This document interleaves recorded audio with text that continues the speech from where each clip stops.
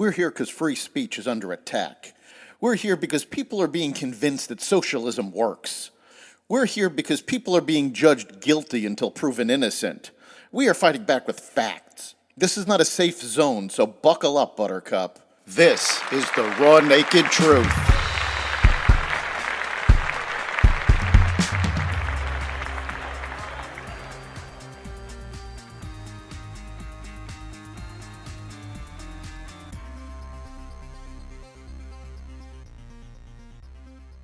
Biden hides the Her tapes. Federal marijuana rules dialed back. More anti-Semitism at colleges and more. Welcome to the Raw Naked Truth. I'm your host, Eric Lopkin, and here's the news you need to know. In an effort to hide his failing mental capacity, President Biden asserted executive privilege over the audio of his two-day interview with the special counsel investigating his handling of classified documents, as Republicans threatened to hold Attorney General Merrick Garland in contempt for refusing to relinquish the recordings. The Justice Department has released transcripts, but not the audio of Biden's interview last fall with special counsel Robert Hur, who concluded the president mishandled classified material but found no criminal charges were warranted. The House Judiciary and Oversight Committees say they need the audio as part of their investigation into the Biden family's business dealings. Garland denied their subpoena. The two committees had voted to hold Garland in contempt of Congress for failing to provide the tapes. The Biden administration announced Thursday it had initiated the formal rulemaking process to reschedule marijuana to Schedule 3 from its Schedule 1 designation that it has held for more than 50 years. The announcement follows the Department of Justice's announcement last month that it planned to proceed with rescheduling marijuana to Schedule 3, which the Department of Health and Human Services had recommended last year. This is monumental. Today, my administration took a major step to reclassify marijuana from a Schedule 1 drug to a Schedule 3 drug. It's an important move toward reversing long-standing inequities, President Biden said in a statement shared on X.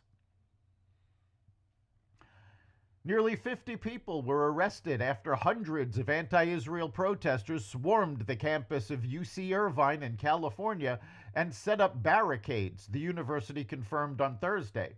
The university said that 47 individuals arrested were charged with trespassing or failing to disperse after a direct police order.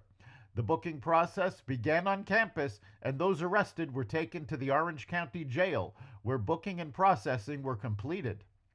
They were then released, university spokesperson Tom Vasich said. UC Irvine confirmed later Thursday that of the 47 individuals arrested, 26 were students, 19 were non-affiliated with the college, and 2 were employees. Harvard University was slow to react to a wave of hostility against Jewish students last fall and ignored recommendations from an advisory group it created to address rising anti-Semitism, according to a report released Thursday by the House Committee on Education and the Workforce. Former President Gay and Harvard's leadership propped up the university's anti-Semitism advisory group, all for show, said Committee Chair Representative Virginia Fox in a statement.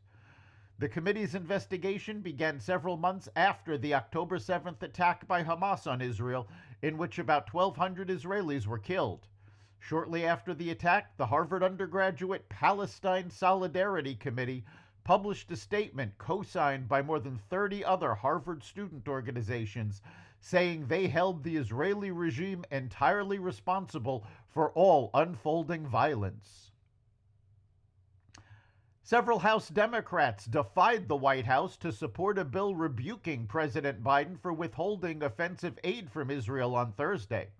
The Israel Security Assistance Support Act would condemn the president's posture on Israel's Gaza invasion, while compelling the Biden administration to expeditiously send any weapons shipments already approved by Congress. It passed in a 224 to 187 vote, with 16 Democrats joining 208 Republicans in advancing the bill.